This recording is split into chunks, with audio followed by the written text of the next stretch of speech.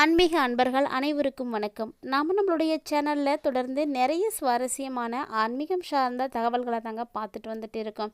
அந்த வரிசையில் இன்றைய பதிவில் நம்ம பார்க்கக்கூடியது வரக்கூடிய பிப்ரவரி 26 அப்புறமா நடக்கக்கூடிய கிரக மாற்றங்களின் அடிப்படையில் என்ன மாதிரியான பலன்கள் எல்லாம் துலாம் ராசி நேயர்களுக்கு கிடைக்க இருக்குது அப்படின்றத பற்றி தான் தெரிஞ்சுக்க போகிறோம். வரக்கூடிய பிப்ரவரி 26 அப்படிங்கிறது ரொம்பவே அற்புதமான ஒரு நாளுங்க. இந்த ஆண்டினுடைய மகா சிவராத்திரியானது அனுஷ்டிக்கப்படக்கூடிய நாள். சிவபெருமானுக்கு உரிய இந்த நாளில் மறக்காமல் சிவபெருமானை வழிபாடு செய்யுங்க. இந்த நாளில் வழிபாடுகள் செய்வதால் என்ன மாதிரியான பலன்கள் கிடைக்கும் அப்படின்றத பற்றிலாம் ஆல்ரெடி நம்மளுடைய சேனலில் நிறைய போஸ்டானது போட்டிருக்கோம். இது வரைக்கும் நீங்கள் நம்ம சேனலை பார்த்ததில்லை அப்படின்னா மறக்காமல் விசிட் பண்ணி பாருங்கள்.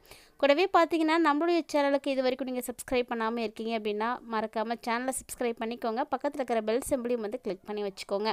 அப்போ தான் நாங்கள் போடக்கூடிய வீடியோக்கள் எல்லாமே உங்களுக்கு உடனுக்குடன் வந்து நோட்டிஃபிகேஷனாக காட்டும். நீங்களும் வந்து பார்த்து பயன்பெற முடியும். இப்போ வாங்க வீடியோக்குள்ளே போகலாம். துளாராசி நேயர்களுக்கு என்ன மாதிரியான கிரக சூழ்நிலைகள் இருக்குது, என்ன மாதிரியான பலன்கள் எல்லாம் அடைய போகிறாங்க அப்படின்றதெல்லாம் பார்க்கலாம். பொதுவாக ஒவ்வொரு நாட்களுமே ஒவ்வொரு கடவுளுக்கு உகந்த நாட்களாக தான் இருக்கும். அப்படி பார்க்கையில் சிவபெருமான வழிபாடு செய்வதற்கு நிறைய விரத நாட்கள் இருந்தாலுமே கூட இந்த மகா சிவராத்திரி அப்படிங்கிறது ரொம்பவே முக்கியமான ஒரு நாள் தாங்க. ஏன்னா இந்த நாளில் தான் சிவபெருமான் ரொம்பவே மகிழ்ச்சியாக வந்து இருப்பார். அக்னியின் பிளம்பாக காணப்படக்கூடிய சிவபெருமான் மகிழ்ச்சியாக இருக்கக்கூடிய இந்த இரவு பொழுதில் நம்முடைய வேண்டுதல்கள் எதுவாக இருந்தாலும் நம்முடைய கோரிக்கைகளை வந்து அவர் கண்டிப்பாக வந்து நிறைவேற்றி கொடுப்பாரு. இது ஆன்மீக ரீதியாக சிவபக்தர்களுடைய அசைக்க முடியாத நம்பிக்கையாகவும் வந்து இருந்துகிட்டு இருக்குது. ஸோ அப்படிப்பட்ட இந்த ஒரு நல்ல நாளில் கிரக மாற்றங்கள் பார்த்திங்கன்னா நிறைய இருக்குங்க. அதாவது இந்த நாளில் புதன் செவ்வாய் போன்ற கிரகங்களுடைய மாற்றங்களும் குரு புதனுடைய சேர்க்கை இது போல் நிறைய விஷயங்களானது ஏற்பட இருக்குது. பொதுவாக ஒவ்வொருவருடைய வாழ்க்கையிலும் நிகழக்கூடிய மாற்றங்களுக்கு அடிப்படையாக இருக்கக்கூடியது அப்படின்னு பார்த்தீங்கன்னா கிரகங்களாக தான் இருக்கும். அதனால தான் ஜோதிடத்தில் கிரகங்களுக்கு ரொம்பவே முக்கியத்துவமானது கொடுக்கப்படுது. இந்த கிரகங்கள் ஒவ்வொன்றும் சேரும் பொழுதோ அல்லது மாற்றம் பெறும் பொழுதோ பல்வேறு வகையில் நிறைய சந்தர்ப்பங்களில் மாற்றங்களை ஏற்படுத்தி கொடுக்குது. மனித வாழ்க்கையில் நடக்கக்கூடிய ஓராயிரம் பிரச்சனைகளுக்கு காரணமாக இருக்கக்கூடியது அப்படின்னு பார்த்தீங்கன்னாலே இந்த கிரகங்களாக தான் இருக்கும். ஸோ இந்த கிரகங்களின் அடிப்படையில் என்ன மாதிரியான பலன்கள் கிடைக்க போகுது, மேலும் இந்த கிரகங்களின் அடிப்படையில் கிடைக்கக்கூடிய கெட்ட பலன்களை வந்து குறைப்பதற்கு செய்யக்கூடிய எளிமையான வழிபாட்டு முறைகள் என்ன அப்படின்றத எல்லாத்தையுமே நம்ம தொடர்ந்து பார்க்கலாம். வீடியோ ரொம்பவே இன்ட்ரெஸ்டிங்காக இருக்கும். ஸ்கிப் பண்ணிடாமல் முழுமையாக பார்த்து பயன்பெறுங்க. துலாம் ராசி அன்பர்களை பொறுத்த வரைக்கும் சிவராத்திரிக்கு பிறகு வரக்கூடிய நாட்களில் உங்களுக்கு கிடைக்கக்கூடிய பலன்கள் அனைத்தும் கலவையான ஒரு பலன்களாகவே வந்து இருக்குங்க. அதாவது மற்ற நாட்களை விட சராசரி அளவில் தான் உங்களுக்கு பலன்கள் வந்து ஏற்படும். குறிப்பாக இந்த நாட்களில் சந்திரனுடைய அடிப்படையில் உங்களுக்கு என்ன மாதிரியான பலன்கள் கிடைக்கும் அப்படின்னு பார்த்தீங்கன்னா உங்களுடைய வேலைகளில் நிறைய மாற்றங்கள் எல்லாம் ஏற்படும். தொடர்ந்து வேலையில் கிடைக்கக்கூடிய பலன்கள் மாறிக்கிட்டே வந்து இருக்குங்க. இப்படிப்பட்ட சூழ்நிலையில் உங்களுடைய லக்கணம், அதிர்ஷ்டம், லாபம், பண வீடு ஆகியவற்றினுடைய அதிபதிகளினுடைய ஸ்தானத்தை பார்க்கும் பொழுது இந்த நாட்களில் உங்களுக்கு வேலை விஷயத்துலையும் பார்த்தீங்கன்னா கலவையான ஒரு பலன்கள் தரக்கூடிய வகையில் தான் இருக்குது. லாப வீட்டுக்கு அதிபதியாக இருக்கக்கூடிய கிரகம்னா அது சூரியன் தான். அவர் பார்த்திங்கன்னா வரக்கூடிய நாட்களில் உங்களுக்கு பலவீனமாக வந்திருக்கிறாரு.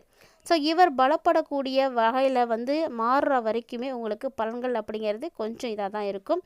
அது வரைக்குமே பொறுமையை வந்து கடைப்பிடிச்சிக்கோங்க. மேலும் உங்களுடைய விரயஸ்தானத்திற்கு பொறுப்பான கிரகமாக இருக்கக்கூடியவர்னா அது புதன் பகவான் தான்.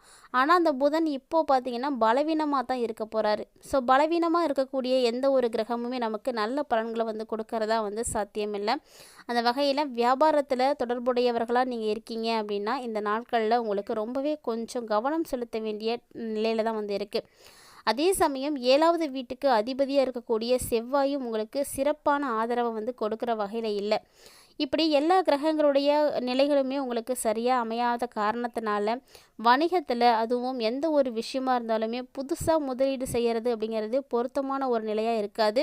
அதனால் எப்போவும் செய்யக்கூடிய விஷயங்களை செய்யுங்க. எப்போதும் போல் நீங்கள் செய்யக்கூடிய வியாபாரங்களை செய்யுங்க, தொழில் செய்யுங்க. எதுலேயுமே புதுவித அனுபவத்தை தேடி புதுமையான விஷயங்களில் வந்து நீங்கள் நுழையவே வேண்டாம். இந்த காலகட்டங்களில் பொறுமையும் நிதானமும் ரொம்ப ரொம்ப அவசியமான ஒன்றாக துலாம் ராசி நண்பர்களுக்கு வந்து காணப்படுது.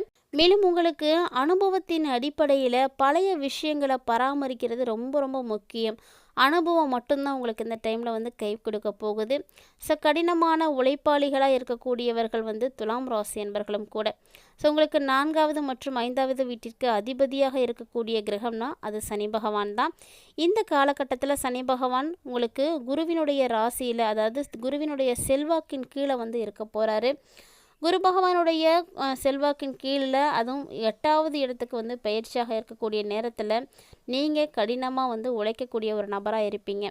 மாணவர்களை பொறுத்த வரைக்கும் இந்த காலகட்டங்களில் நல்ல பலன்களை பெறணும் அப்படின்னா கண்டிப்பாக நீங்களும் உங்களுடைய ஃபீல்டில் கடினமாக தான் இருக்கணும். அதாவது ரொம்பவே வந்து கடுமையாக போராடி வந்து படிக்கணும். தேர்வு நேரங்கள் எல்லாம் நெருங்கிட்டு இருக்குது. ஸோ பொதுத் தேர்வுக்கு தயாராக இருக்கக்கூடிய மாணவர்கள்லாம் கவனத்தை சிதற விடாமல் நல்லா வந்து படிங்க. அதே சமயம் பாடத்தை பெருசாக வந்து எடுத்துக்கொள்ளாத மாணவர்கள் முடிவுகள்லேயும் கண்டிப்பாக அதுக்குரிய அதிருப்தியான ஒரு பலன்களை தான் வந்து அடைவீங்க. எந்த அளவுக்கு நீங்கள் ஸ்ட்ரெயின் எடுக்கிறீங்களோ அந்த அளவுக்கு தான் உங்களுக்கு நல்ல பலன்களும் வந்து இருக்குது. மேலும் இந்த காலகட்டங்களில் உங்களுடைய 2ஆம் வீட்டிற்கு அதிபதியாக இருக்கக்கூடிய கிரகம் அப்படின்னா அது செவ்வாய் தான். இவர் அதிர்ஷ்ட வீட்டில் இப்போ இருக்க போகிறாரு. ஸோ இதனால் உங்களுக்கு குடும்பத்தில் ஒரு சில சுப காரியங்கள் எல்லாம் வந்து நடக்க ஆரம்பிக்குங்க. மேலும் உங்களுடைய வீட்டில் இருக்கக்கூடிய குடும்ப நபர்கள் யாராவது ஒருவர் குடும்ப நலனுக்காக மத பயணங்கள் போகிறதுக்கான வாய்ப்புகள்லாம் இருக்குது. அதாவது இந்த சூழ்நிலையில் உங்களுடைய குடும்ப உறுப்பினர்களுடைய சமநிலை அப்படிங்கிறது ரொம்ப ரொம்ப சிறப்பாக இருக்கும். சனி பகவானும் உங்களுடைய ராசிக்கு 10வது வீட்டில் 10வது பார்வையை வந்து ஏற்படுத்துகிறாரு. இதனால் ஒரு சில ஏற்ற தாழ்வுகள் வந்து உங்களுக்கு ஏற்படலாம்.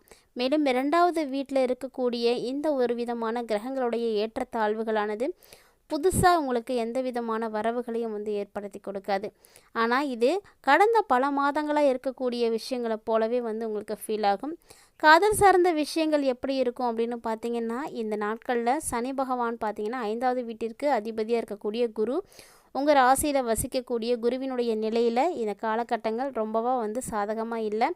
ஸோ உங்களுக்கான காதல் உறவுகளும் அப்படித்தான் இருக்கும். இந்த சூழ்நிலையில் காதல் உறவுகளும் கொஞ்சம் தாமதப்படலாம், இல்லைன்னா ஏதாவது ஒரு பிரச்சனைகளில் வந்து சிக்கலாம்.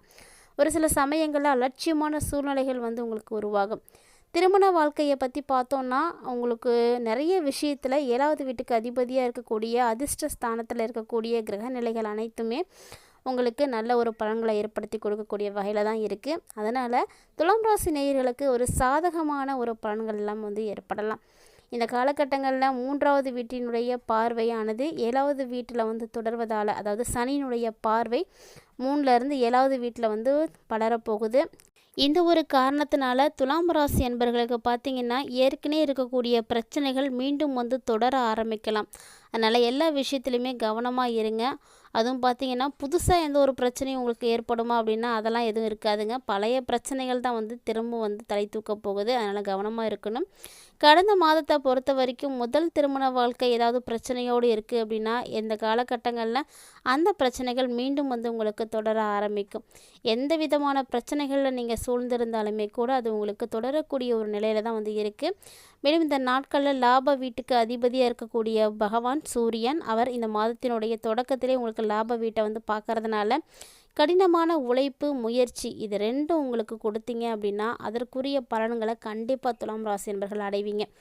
கிரகநிலைகள் அனைத்துமே உங்களுக்கு சாதகமாக இருந்தாலும் கூட இல்லைனாலுமே கூட உங்களுடைய முயற்சி கடினமான உழைப்பு இது உண்மை நேர்மை இதோடு நீங்கள் தொடர்ந்து இருந்தீங்க அப்படின்னாவே போதுங்க. நிச்சயமாக உங்களுக்கு நல்ல பலன் கிடைக்கும். இந்த காலகட்டத்தில் துலாம் ராசி நேயர்களுடைய ஆரோக்கியம் சார்ந்த விஷயங்களும் கொஞ்சம் பலவீனமாக இருக்கிறதுனால நோயினுடைய தாக்கம் பார்த்திங்கன்னா உங்களுக்கு கொஞ்சம் அதிகமாகவே இருக்கலாம். அதாவது உங்களுடைய ஆரோக்கியத்தை பற்றி எச்சரிக்கையாக வந்து நீங்கள் இருந்துக்கோங்க.